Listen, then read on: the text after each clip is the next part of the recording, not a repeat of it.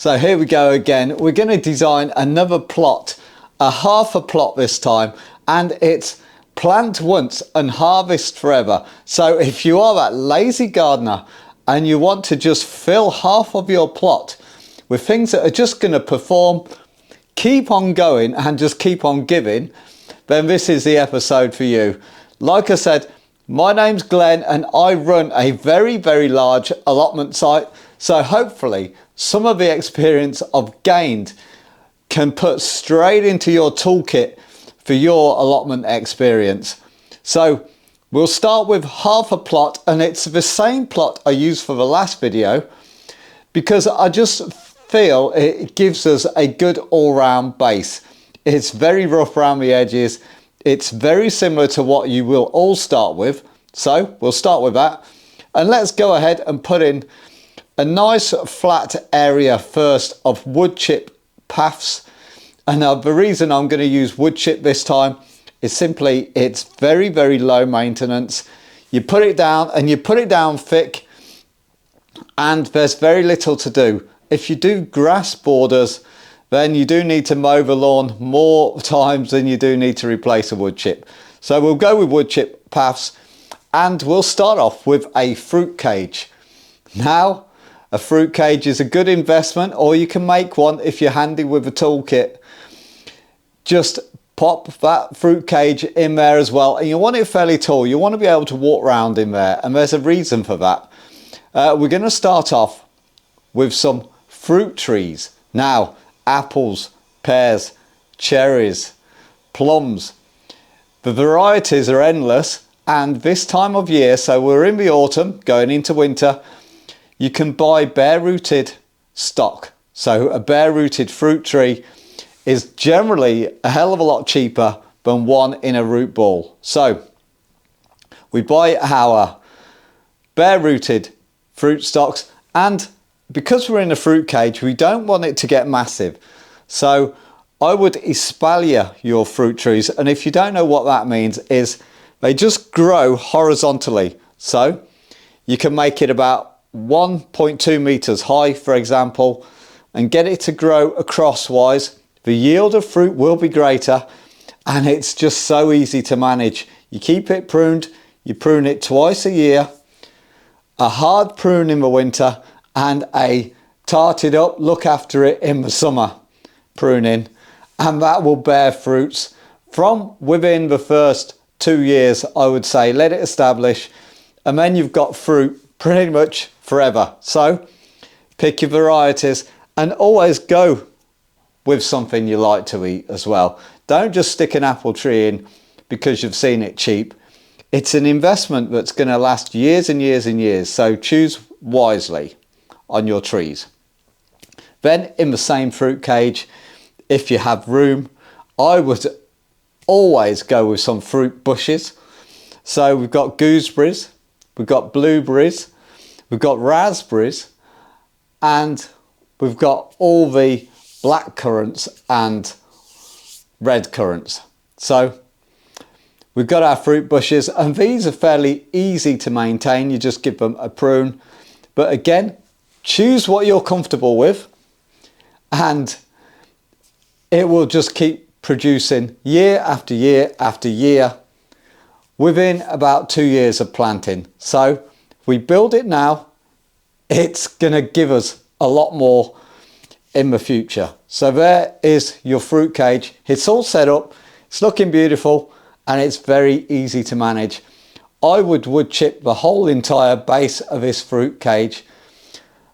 Leave a bit of room around the outside of your bushes and your trees, because we want to give them a good mulch of organic matter once a year to get that goodness into the soil to keep them producing.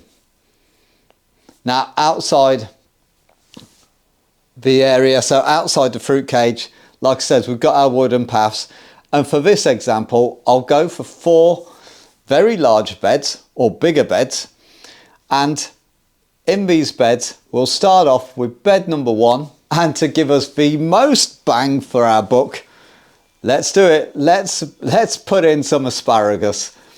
Now you buy asparagus in crowns. If you didn't know, you just buy the packets, you get them in crowns, and you sort of put them just just below the surface, and you spread the roots out. Really easy to do, and I'll have a video somewhere linked, and I'm going to link everything in the description. If you're struggling with everything, it will be in the description somewhere for you. Anyway, the crowns you put in the ground, and I would say the more the merrier. I've seen some asparagus beds, they are just absolutely awesome. So when I started, I put 4 in and I lost 2.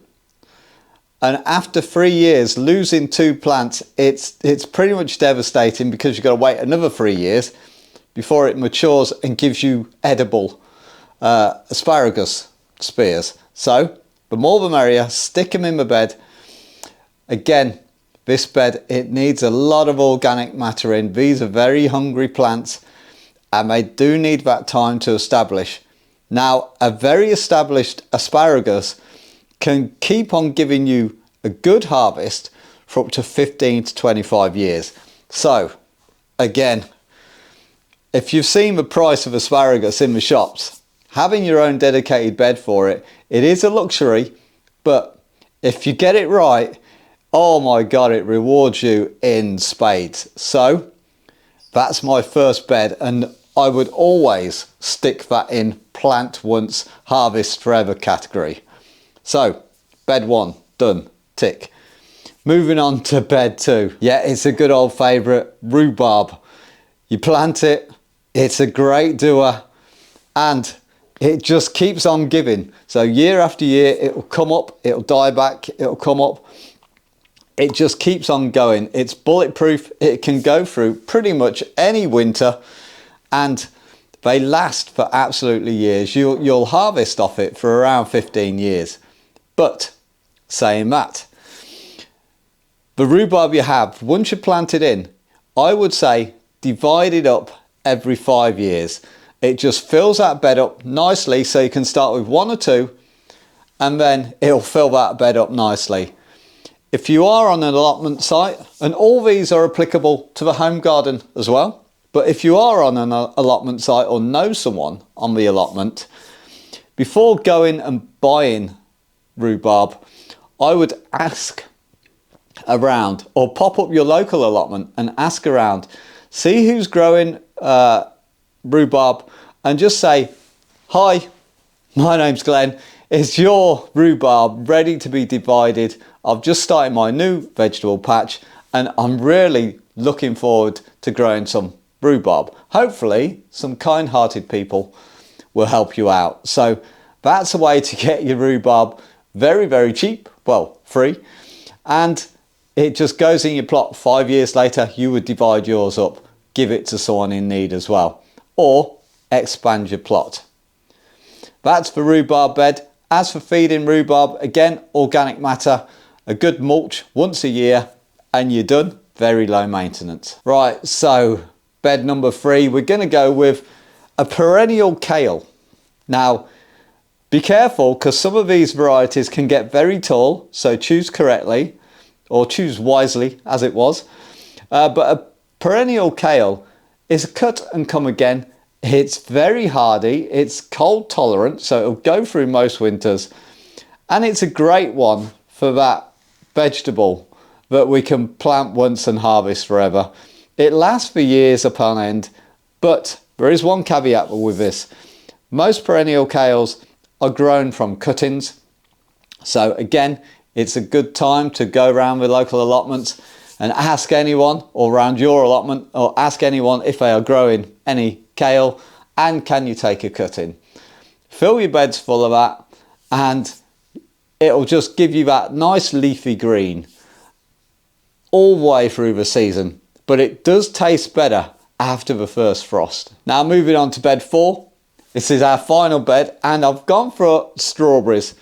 And if you're saying strawberries, why are you not putting those in the fruit cage? Well, I like my strawberries outdoors, and you can always net them. It's not a big deal. But I do like a strawberry hanging basket in the polytunnel or under cover. So I generally pick the best? Well, the runners that are around 2 years old, let's say, for the hanging baskets that go in the polytunnel. And I get much better yield in the polytunnel than I do outdoors. So I use the outdoor bed as an area where I can grow on new strawberry plants for use in the hanging baskets. Okay, so the strawberry bed would be good, and you can fill it full of all sorts as well. So your standard strawberry stock, which is available pretty much everywhere, B&Q, the range, anywhere sells standard strawberries in little planters, even supermarkets. Or you could try alpine strawberries. These are very, very tiny strawberries, but they are very flavourful. You could try everbearing. They don't harvest as well, but they harvest more often, and these do not produce as many runners. And you can get some day neutral strawberries. These are slow and steady. They'll give you a harvest every now and again. They don't really put out runners, but if you're trying to go through the longest possible season of strawberries, you can mix all 4 of these and get a good harvest throughout the season, and that can all be done from a bed. Net it, like I said, it's easier than using up valuable floor space in that fruit cage, and that would be my pick for the 4th bed. I hope you've enjoyed this video. It has been fun to make, and I do like going into these deep dives. So remember, if you want that allotment space where you have to do very, very little work, then this could be an option for you. If you found this helpful and you haven't subscribed already, I please urge you to do so. And if you know anyone with an allotment and they may like this sort of content, just give them a nudge and send it across to them. And we'll see you next time.